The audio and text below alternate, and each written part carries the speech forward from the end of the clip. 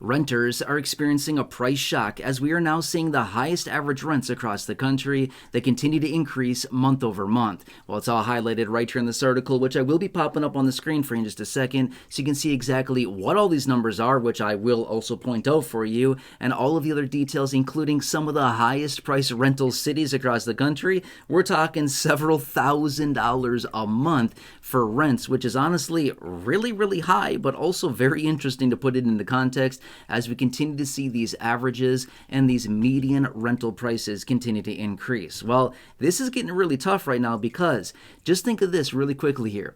The average person is earning about $6,500 of gross income per month. Now, you might think, whoa, $6,500, that's a lot of money on a monthly basis. It does seem pretty good, but remember, I said gross income, right? That is somebody's gross income. Now, we can come back to this and talk about it a little bit more in just a minute, but gross income does not mean take-home income. Remember, that person is probably going to pay about 25 to 30% of their income just in taxes. That's all going to be gone before they see even a penny of that money. So let's revisit those numbers in just a minute here so I can break this all down and show you that the median rental prices here are actually a huge percentage of somebody's income. Anyway, let's pop this article up right here, right now, so you can see the details of this, and we'll talk about it for a minute. And then I want to get back into the income thresholds and how this whole thing breaks down, because we're talking about a huge percentage of someone's income that is actually being paid out to rent and housing, especially if somebody that has a mortgage, but that's not what we're talking about here. All right, anyway, as you can see here, the average rent across the country for the month of May, now obviously we're beyond May now, but this is the month of May, came in at $1,633 a month. Now, if you're living in a highly expensive city or area, you might think, wow, I wish my rent was only $1,633 a month. But if you're living in, basically any other area around the country, you might think, that is kind of high, or that's right on par with what I'm paying as well, right? But anyway, that's just the average. That takes into account all rental prices across the country. That's not really, honestly, the best reflection, because there's some areas across the country that are significantly lower than that, right?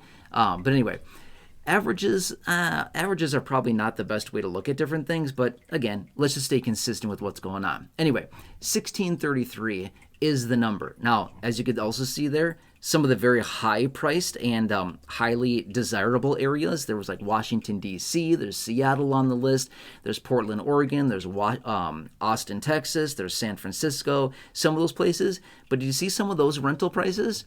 Over $3,000 in some of those. I don't think we'd be very excited paying those prices, right? But then in general as well, those higher priced rental areas typically also have generally higher incomes on average as well. So somebody might be making on average $100,000 a year, right? Something like that. But they're also paying proportional rental prices as well. So their rents are probably equal to the same percentage of their overall gross income, if that kind of makes sense, right? So anyway, now that we have that, okay, average price for rents across the country, about $1,633 as of May. Now, as of now, it's actually higher than that because, May was a little while ago now, but this is just the information. However, let's quickly run some numbers on this and just talk through the details super fast about this, because this is actually interesting. Remember, the average person right now is earning about $6,500. That's kind of the average median income across the country. $6,500 on a monthly basis. That's gross income. Now, let's just assume that this person is paying only 25% of their income in taxes. Only 25%. And again, that's federal taxes, state taxes, Social Security, and Medicare tax. Probably more than that, but let's just say it's 25%. A 25% reduction on $6,500 is about, what is that, $1,300, I think? No, $1,600? Yeah, sorry, $1,600. It's about $1,600. I'm just kind of rounding here for easy math purposes, okay? About $1,600 a month of that person's income goes out the door in taxation, okay? So now that person's income goes from $6,500 gross down to 65 minus 16 is $4,900. So about $4,900 of take-home pay for about a month of work, okay? but that's for them to live on to pay everything. Now they have about $4,900. Again, give or take a little bit here. But if they're paying on average $1,600 in rent, now their effective living income goes from $4,900 down to about $3,300, and that's to pay for everything aside from their housing, essentially. Food and utilities and car payment and student loans if they have such a thing, any entertainment if they want to do such a thing, clothing, literally everything else, right? That goes fast, $3,300. And again, I know in some instances this feels like, oh, $3,300, I wish. That would be super nice. I wish that I had $3,300 extra after taxes, after housing, after rents, all those expenses like that. But again, this is definitely not everybody at all, right? This is just, on average, the average person out there. And again, I would be saying this much as well. I would bet that the average person out there is probably not paying $1,600 in rent. I would guess that it's probably a whole lot more than that.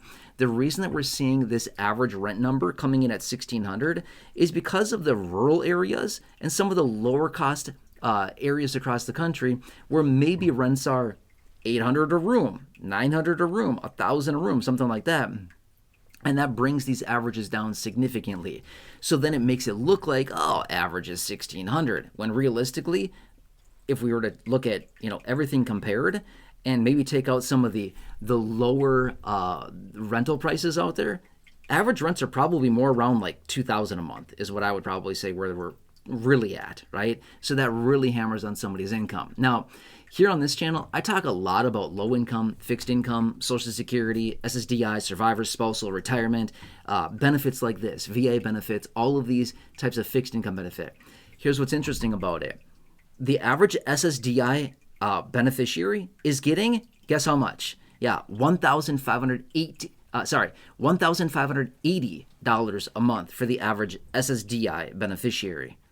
Well, average rent being, $1,633. So the average SSDI individual is literally paying their entire benefit plus some on just their rent. No more money for anything else, right?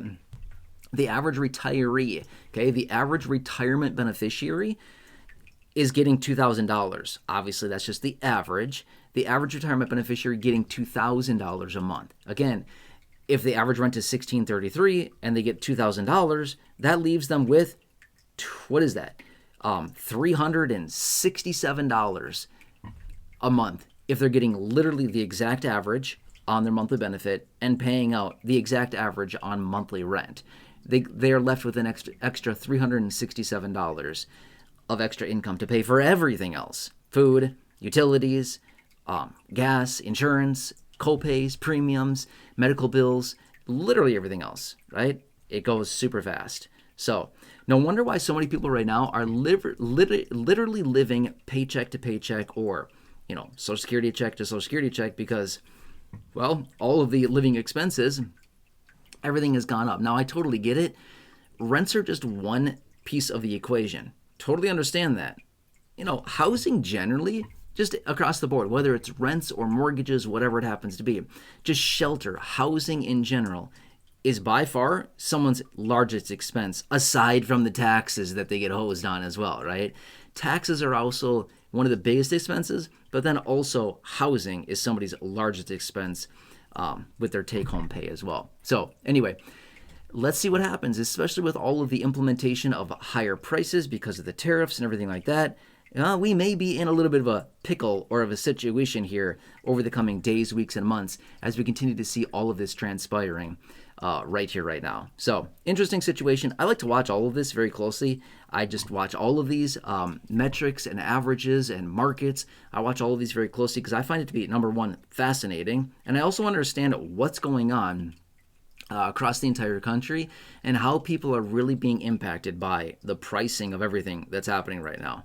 Anyway, I find this to be interesting.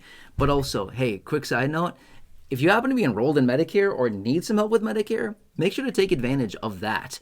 It's a team of trusted advisors. This phone number right here, they will help you with all of your Medicare needs if that applies to you. Call them. It's 100% free. They'll have access to 20,000 plans across the country, and they will look through all of them to find you the best plan, better coverages, better savings, and hopefully save you a ton of money as well, which the average senior is saving $1,100. Make sure to give them a call if you've not done so. It's totally free right there with that phone number. Or if you know anybody that needs that information, like friends, family members, neighbors, acquaintances, siblings, parents, aunts, uncles, anybody like that that's enrolled in Medicare or going to be enrolling in Medicare, go ahead and share that with them. Seriously, you'll save them a huge headache. You'll save them a ton of time and a ton of frustration, and they'll thank you when they make that call and they save themselves all kinds of money and time. They'll be very excited. All right, anyway, if you're new here, please consider subscribing. Big subscribe button down below. Thank you. I really appreciate that. Please like the video, share the video, buttons down below. Otherwise, down below in the description, I've hand selected some popular videos for you there. Check those out.